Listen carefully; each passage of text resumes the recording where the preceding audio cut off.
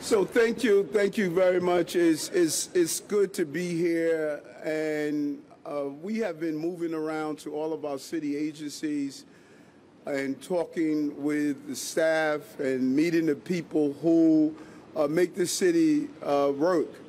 And for a long time, they've had great ideas. They had great ways of make government function. And, you know, it's unfortunate that, you know, as chief executives, sometimes we just don't listen.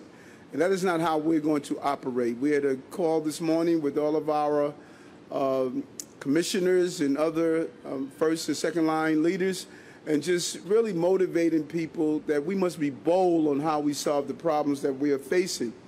And I'm just happy to be here with Dr. Graham and his team that's behind us, as this office plays such a major role in the functioning of our city. You know, from the days of being a police officer, having to call the ME's office, to what they did around 9/11, fires, helping to investigate crimes, and also to use their technology to make our city safe. And so it's great to be here at the Office of the Chief Medical Examiner. And this is the best lab on the planet, bar none. There's no even, it's not a discussion. The discussion is who's 2 and 3. Number one, everyone knows we have the best lab on the planet, and today that lab is becoming even better. And that's mean the men and women of the Office of the Chief Medical Examiner, they just know how to get stuff done. And they do it consistently, in a very smooth way, and because they do it so well, we don't even realize the important roles that they're playing. They're on the front line giving answers to families and our city during crucial times when things happen. And if you just look at this number, the lab analyzed nearly 50,000 pieces of crime scene evidence every year. In 2021, the lab processed close to over 2,687 gun cases, a 59% increase compared to 2020. This is a central part of our apparatus in fighting against gun violence. And sometimes we miss this piece, but without this piece, we can't take guns off our streets and deal with people who are dangerous to our city. And so today we're adding another tool to our arsenal, the OCME DNA Guns Crimes Unit. This would be the first ever, and you know we need to keep scores because I keep saying over and over again the word first ever, first ever, first ever. This is the first ever unit, gun crime team, that is going to be putting in place this apparatus. The $2.5 million unit will hire, train 24 forensic scientists dedicated to testing and analyzing of evidence from gun crimes throughout the 5 boroughs. First time ever a unit of this capacity that as a public DNA crime laboratory, the first time in a nation you're seeing something of this magnitude. We saw it upstairs, state of the art. The unit will accelerate evidence testing from 60 days to 30 days. It's going to cut it in half so that we can prosecute case faster and get dangerous people off our streets. The DNA Gun Crimes Unit is hiring, and so we're asking people, if you want to be the modern day CSI, please come on board. We received responses after a PSA. We want more people to see this amazing career and amazing energy in this building. There's a high level of energy. The people here enjoy what they're doing. They know they are making a difference in the lives of New Yorkers and help us. We want folks to come in and join us and help us lead the way to deal with gun violence, because if we don't collect that evidence, we don't make it a connection to the person who used that gun, it makes it difficult to solve the crime. And so come be a part of this team. This is another arm of law enforcement. This is how we strengthen public safety and how we fight gun violence. We're saying to those committed to gun crimes, science is coming for you, and we're going to use this science to get you off our street. And we see it every day. We saw it last night. Councilman Powers and I responding to the Upper East Side of just a horrible shooting. We know that there are too many guns on our streets. The partnership we did yesterday with our Attorney General and others, the Sheriff Department, to go after ghost guns, standing with the U.S. Senator Gillibrand to talk about those who are trafficking guns. We are damming every river that needs to be dammed, and the lack of having the right technology was a river that was allowing guns to flow into the sea of violence. Today, we are damming that river and making sure that we have the flow of technology to get dangerous people off our streets. This is something that's impacting our country. All over the country, we're seeing the sickening reality of the overproliferation of guns and the obsession of using guns in our country. And as mayor and as a former police officer, I am dedicated to stopping this madness. And we're going to do everything in our powers to make sure that we accomplish this task. And one of our most important partners is right here in the Office of the Chief Medical Examiner. And with that, I would like to introduce Dr. Graham and just tell him thank you for you and your team for the job they're doing. Thank you.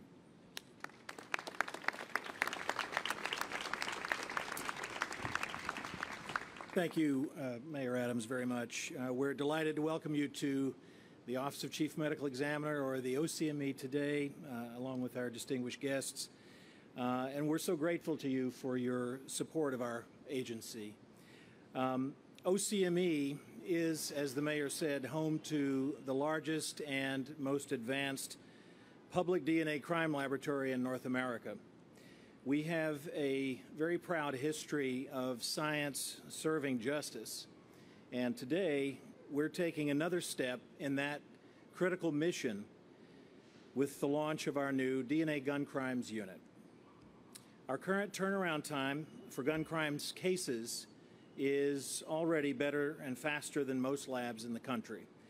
With this new dedicated unit exclusively dealing with gun crimes, the first of its kind in the country, we will achieve a 30-day turnaround time for gun crimes cases and be the fastest of any large municipal laboratory in the nation. Accelerated results will help the criminal justice system resolve cases as quickly as possible. These proceedings can result in the exoneration of someone who's innocent or the conviction of someone who's guilty. Faster turnaround times also speed answers for victims, families, and our communities, which are affected by the gun violence epidemic. Our DNA Gun Crimes Unit is setting a new standard, and that standard is meeting the urgency of this moment. The OCME stands uniquely at the crossroads of public health and public safety. Every day, our professionals speak with families struggling with the grief and pain of a death that is caused by gun violence. Parents, siblings, and children who also worry about losing other loved ones to the ongoing cycle of trauma. Today, we at the OCME are doing our part as doctors, as forensic scientists, with independence and impartiality to help our city end the sickness of gun violence. New Yorkers cannot wait another moment, and neither will we. Thank you very much. Well said. And I want to bring on Councilman Powers to say a few words. Councilman? Yeah, thank you. Thanks. Thank you. First of all, I'm so glad to have the whole staff here, and I want to say thank you to everyone. Give them a big round of applause. They deserve it. You know, I walk by this building. I live right down the block, and I walk by this building, sort of recessed back here every single day, and I think so many other New Yorkers do too, and don't recognize or realize how important the work is that's going on in this building and in this whole area to really serve our city. But now it's getting even better, and as the mayor mentioned, he and I and others were up at the shooting last night on the border of my district on the Upper East Side, where another senseless tragedy took an innocent person's life. And in the wake of that, last night and today, all I've heard from constituents and New Yorkers is what is next, what is coming next. And the mayor, I know yesterday, spent his entire day and now today talking about steps that the city is going to take We obviously are also asking Albany to take steps to respond to the Supreme Court case from last week. But we have to use every single tool at our disposal right now to make sure, and every city agency has to be involved in the fight to reduce the senseless gun violence in the city, to get guns off the street, and to catch the people that are responsible for that. So this is an announcement that I hope does not fly under the radar. I hope New Yorkers recognize what this means. It means we will have the better tools that we need to catch those individuals like the one last night and to put them away and to get them off our streets, because New Yorkers deserve that, and they deserve to have a city government that responds to that. So I'm just very deeply thankful for the mayor for staying on course here to continue to go after those who are bringing guns onto the streets and hurting New Yorkers. I want to thank the entire agency here, because you guys are, I think, often the unsung heroes of this city. You don't always get recognized for all the work you're doing, but you make our city safer, you make it better, and you bring a lot of justice to families here in New York City. So thank you. Thank you to the mayor. Thank you for everything you guys are doing for our city. And, and I also want to thank our Deputy Mayor of Public Safety, Phil Banks. During the time that we were talking about the labs, the coordination of bringing all of our entities together, his wisdom and knowledge just really helped us see where must we fill in the gaps. And that's the coordination that we're doing, and we're going to continue to roll out how we're coordinating. You saw the coordination with the Sheriff Department yesterday in Ghost Guns. You're going to continue to see the full complement of our law enforcement apparatus under his leadership as we professionalize and tear down those barriers that have prevented us in the past of solving these complicated crimes. And so we're open to any questions on topic.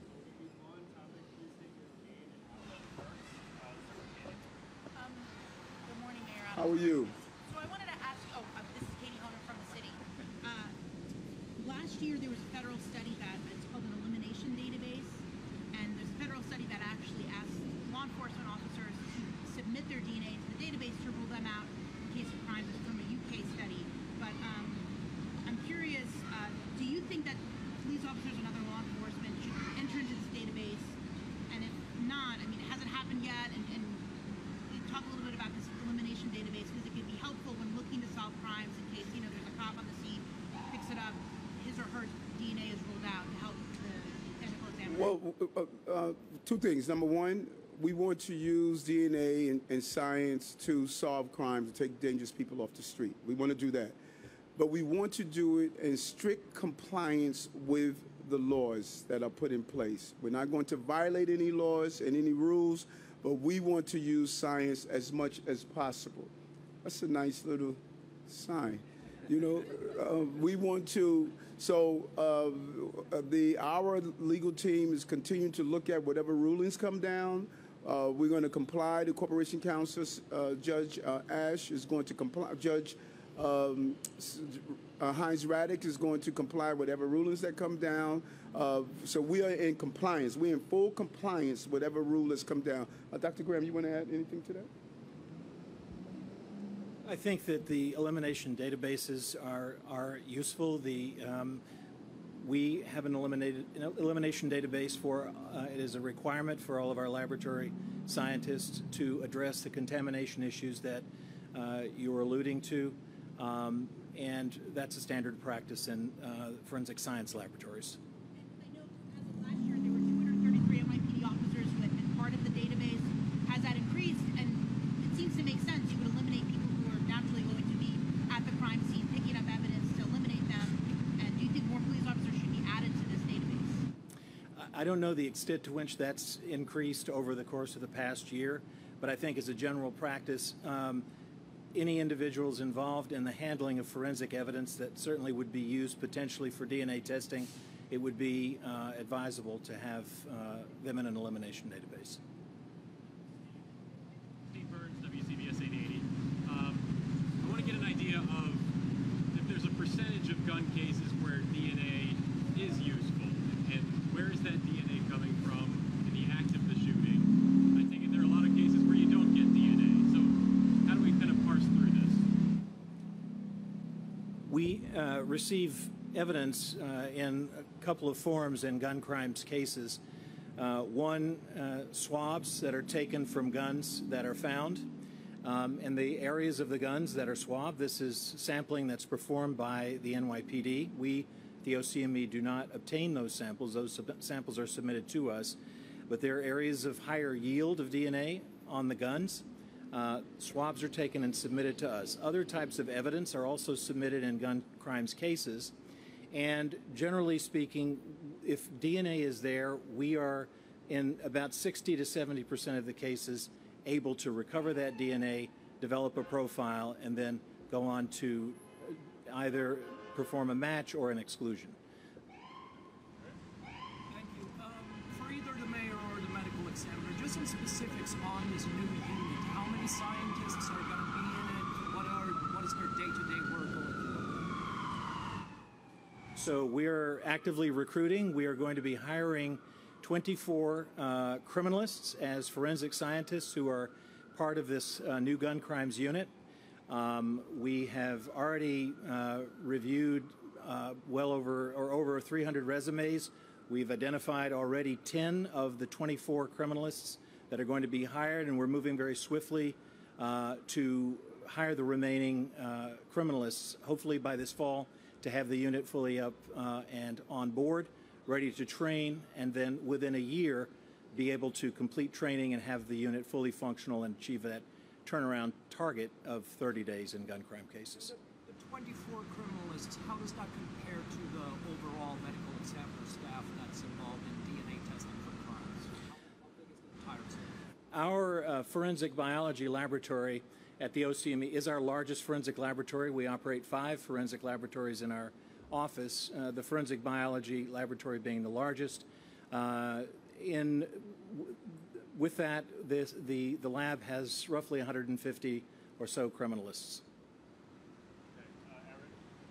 Mr. Mayor, you have Albany legislators holding a special session today where they're going to pass reactions to the Supreme Court's gun ruling, dedicating sensitive locations as well as setting the rules for the permitting process. Just wondering, what is the next step on the city level?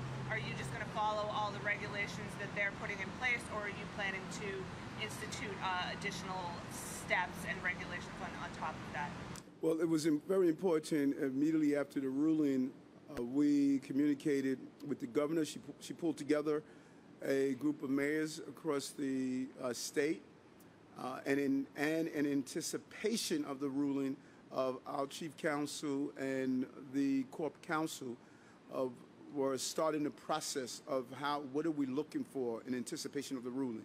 So we're still analyzing the ruling because we want to get it right, but we need the governor to be the quarterback here. If we don't do it within the ruling, we're going to open ourselves up to having something overturned, and we don't want to do that. We want to understand clearly what's within our powers, particularly around sensitive locations, around allowing private locations or businesses to state if they don't want someone carrying a gun in or not. So we're looking at how do we sort of restrict the damage that the Supreme Court has carried out. How y'all doing? Those are vegan meals? You know, so it's clear that we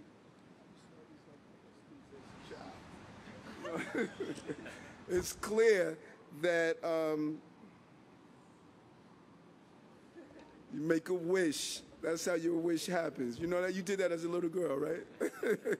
So it's clear that we have to coordinate how we do this. And so the governor, we were in communication with the governor's office, her legal team, and we have created what we believe are the best things to do, and now we have to execute the plan.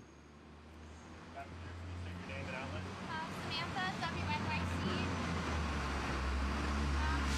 How does this program differ from the program that was introduced in 2015 that was also analyzing DNA from guns?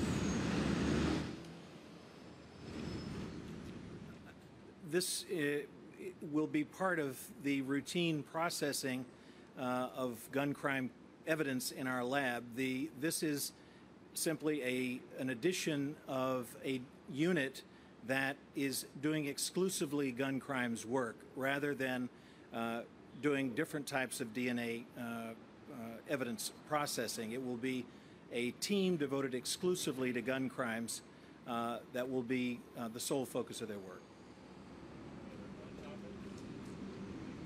Okay. Yeah. Pardon me, sorry. Dr. Graham or Mayor Adams. Doctor's doing such a great job.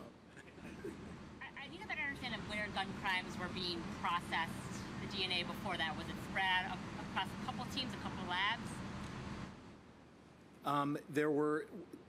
The gun crimes were being processed as other types of DNA evidence is processed. Our criminalists are trained across a variety of types of evidence that come into our lab, from sexual assaults to property crimes to gun crimes.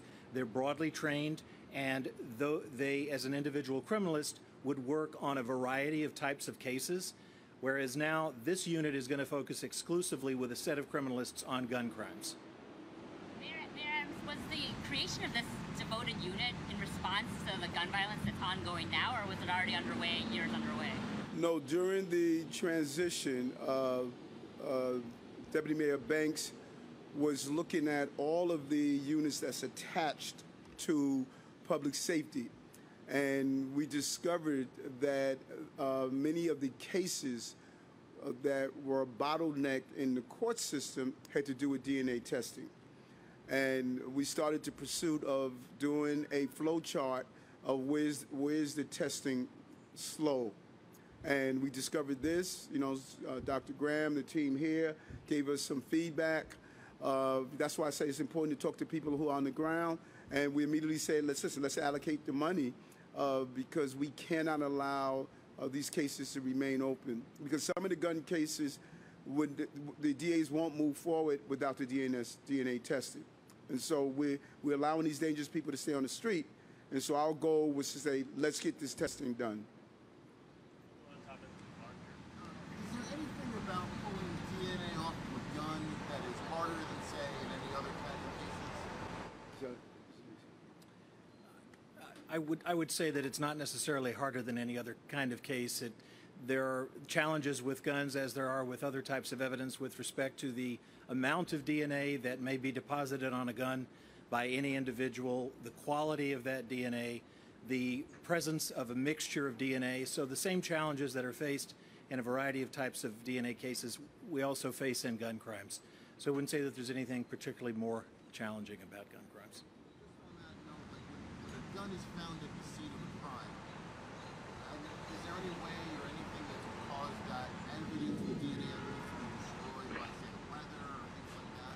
Those are all factors that create challenges. The degradation of the DNA due to weather, due to heat, due to contamination with blood or other sources of potential contamination. Those are all challenges that the lab has to face in developing profiles for comparisons.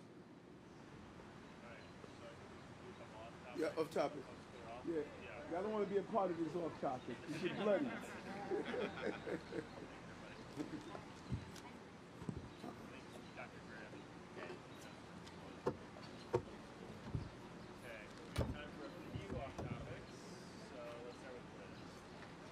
Hi, Mr. Mayor. How are you? I wanted to ask you about mayoral control. It expires today. Do you Yes. want the governor to sign the bill? And what happens if it lapses today? What does the city need to That's a state great need question. to do something? That's a great question. I was speaking with the chancellor yesterday, and he stated that if it lapsed, it just would create a lot of madness. And so I am hoping the governor signs the bill today, and there appears to be indicators that she's going to do so. I know they're looking to address some of the other issues up there, so we're looking forward to get it signed. What are the other issues that you'd like her to address? There's a host of things that are still taking place. Some of the gun legislation, the gun bills, so just some of the other pieces that Albany's trying to finish up. Yes. Ms. Mayor, I would like to speak about the Julissa Sophia Baddis case, her mom and brother were arrested yesterday. So I'm asking, why did it take so long? And also, the dad says that the system definitely failed her, referring to the ACS. So, Mr. Mayor, we're asking, what will you be doing to fix the system? Well, we have to really examine exactly if there was a failure. You know, anytime we have cases like this, we're in a constant state of analyzing how could we do something better. And so I don't know if I support what the dad is saying around that. We are looking to see, was there something we could have done better? And let's continue to evolve, pivot and shift to produce a better product. And we're looking at that. When you say, why did it take so long? It's always important. You never want to prematurely present a case without all the evidence. If you do that and the person is found not guilty, then you open the door that you won't be able to go after them again because of the double jeopardy. And so it's crucial that when you bring these cases to the DA, when they bring it to trial, that we have all the evidence. And I'd rather we methodically carry it out so that we can get the conviction that we want and not just trying to just have a good soundbite that we made an arrest. It must be done correctly. Thank you, Mr. Mayor.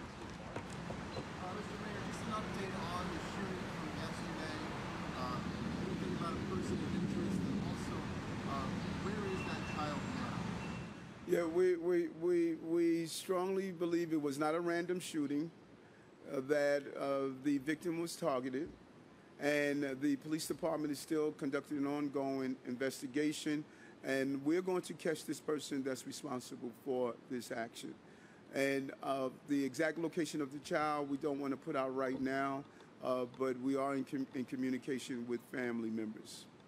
Anything about motive or why she was targeted? Not at this time. It's still extremely active. The detectives are focused on it, and as I stated, we will bring this person to justice. Going back to the education issue, so the other bill that's pending is the class size bill. So obviously you're hoping that she signs mayoral control, but have you spoken to her about what she's going to do on the class size bill, and are you hoping that she won't sign that? I have been communicating with the leaders there. You know, we like the idea of class sizes. We just have to do it correctly, that we don't impact our ability to ensure that those students in those schools that are in need receive the support that they deserve. Now, class sizes have already dropped. Contractually for the UFT, the contract calls for 30-something students per class. We're down to 21.5 per class because we're hemorrhaging parents.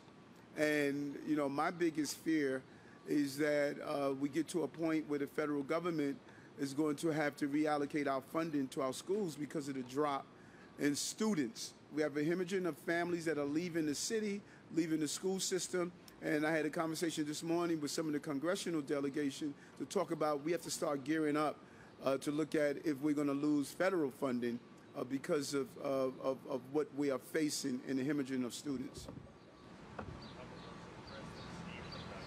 Thank you. One more on the mayoral control issue. Do you have any understanding of why the governor hasn't signed it? I mean, it's been weeks since. Right. And I don't know. I think that she was looking over other items that were pressing. I think this gun issues threw everyone into a refocus. So I'm not sure. I feel confident that it's going to be signed before the sunsetting. And if she doesn't, you used the word madness. Is there some sort of plan B that kicks in if mayor control lapses? What actually happens?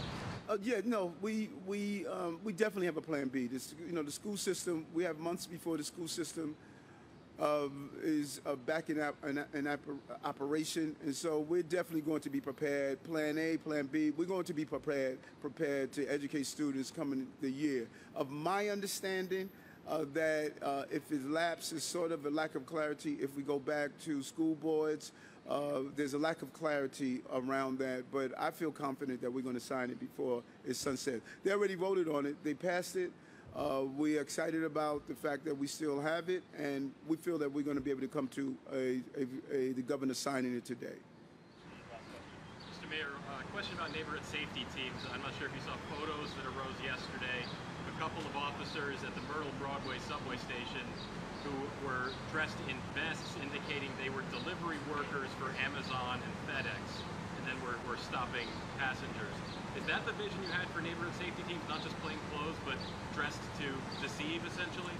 Yeah, if I don't think you are deceiving bad guys that commit crimes, because bad guys that commit crime, they deceive us every day. If our neighborhood safety team received very strict direction, I don't know the photos that you're talking about, and if they were conducting a certain operation where they wanted to catch someone off guard that was committing a crime, then I say hooray to them.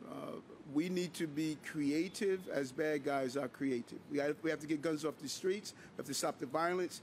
And I'm all straight ahead in doing so. But I'll look at those photos. I don't know exactly what photos you were talking about, but I'll look at them. But the goal of the neighborhood safety team is to overall deal with crime in general, but specifically zero in on the people that are catching, that have guns. We removed 3,300 guns off the street.